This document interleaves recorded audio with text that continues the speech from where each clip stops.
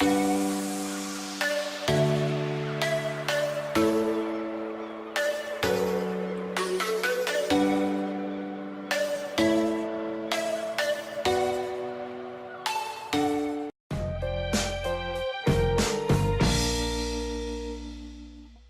êtes avec les pompiers de la Moselle.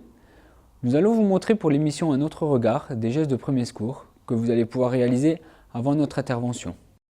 Bonjour à tous, donc aujourd'hui on va intervenir sur une personne qui saigne abondamment. Donc là je la mets en sécurité, je lui retire son cutter, la lame de cutter.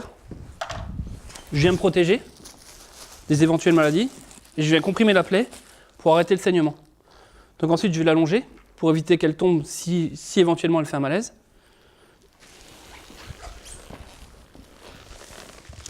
Suite à cette compression, donc si le sang ne s'arrête pas de couler, je vais demander à la victime de comprimer à ma place, le temps d'aller chercher de quoi effectuer un tampon relais. Donc je vais récupérer une compresse, un chiffon, quelque chose pour recouvrir la plaie pour remplacer la main de la victime. Ensuite, je vais prendre un lien large pour serrer ce tampon au niveau de la plaie. Je vais faire 2 tours. Et je viens nouer le lien pour comprimer correctement la plaie, pour arrêter le saignement. Si le saignement ne s'arrête pas, je vais effectuer un garrot. Donc le garrot va être fait avec un lien large non élastique au niveau du membre. C'est un garrot de fortune tourniquet. Donc la partie garrot, ça va être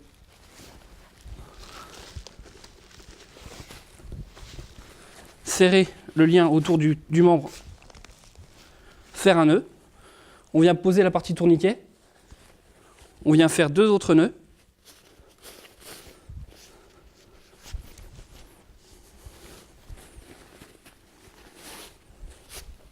Ensuite, on vient tourner pour serrer le garrot autour du membre, jusqu'à ce que le saignement s'arrête.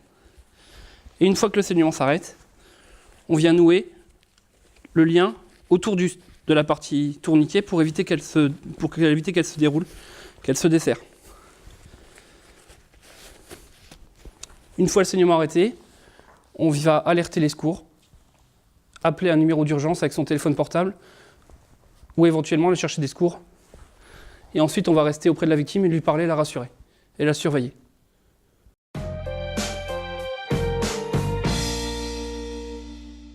Bonjour, je m'appelle Alexandra, je suis esthéticienne depuis bientôt 9 ans. L'esthétique est un métier de contact et de relationnel. Pour créer un bien-être au niveau de la cliente, on est surtout très lié à la mode et à la beauté. Alors, il y a 2 cursus différents où vous passez par un CAP et après, pendant 2 ans et un brevet professionnel 2 ans. Ou alors un bac pro 3 ans qui reprend le CAP et le bac pro. Après, vous avez la possibilité de faire un brevet de maîtrise ou alors un BTS en esthétique aussi. Alors, pour être esthéticienne, il faut être un petit peu patiente, être dynamique parce que la cliente, des fois, vient rechercher un petit peu de réconfort. Donc, il faut savoir un petit peu la booster et lui donner du réconfort tout simplement et être patiente et minutieuse. Moi, ce qui m'a plu dans ce métier, c'est vraiment le contact, le confort que vous apportez à la cliente par les prestations, le relationnel et vraiment le côté cocooning beauté en esthétique. Sur Talange, nous retrouvons 3 salons d'esthétique. L'Institut Camarda Ugiter, qui se trouve 91 rue de Metz et que vous pouvez contacter au 03 87 71 50 04. L'Institut de beauté Keora se trouve 5 rue Paul Éluard. Vous pouvez les contacter au 03 87 70 13 35. Et pour finir, nous avons également l'Institut Enza Beauté, qui se trouve à la zone de la Ponte. Son numéro est le suivant, 03 87 70 93 41.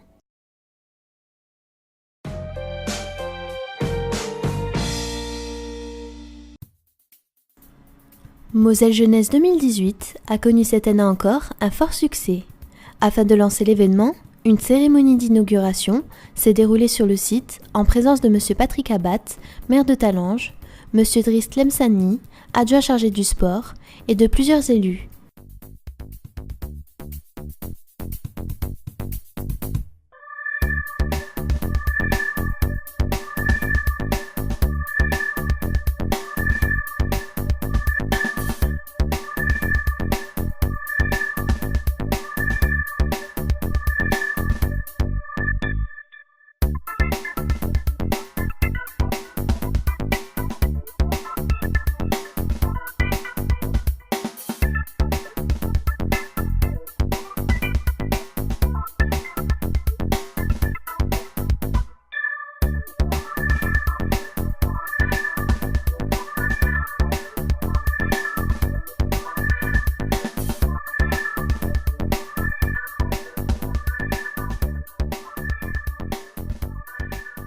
De nombreuses activités ont été mises en place afin d'amuser petits et grands, notamment saut à l'élastique, ping-pong, jeux de société, équitation, pêche, canoë-kayak, tennis, boxe, danse et encore plein d'autres activités.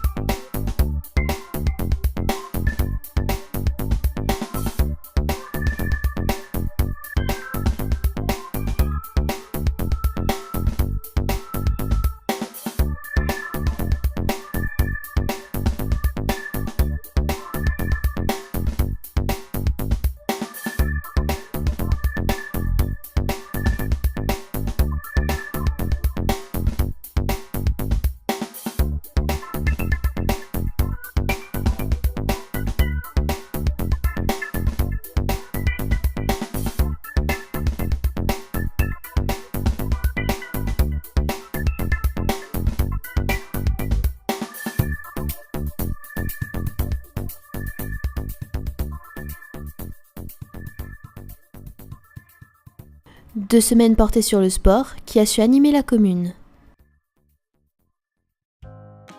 Le CLTEP de Talange a eu la visite de M. Patrick Abat, maire de Talange, de Mme Régine d'Autruche, première adjointe, ainsi que de Mme Dominique Jurzac, déléguée à l'environnement.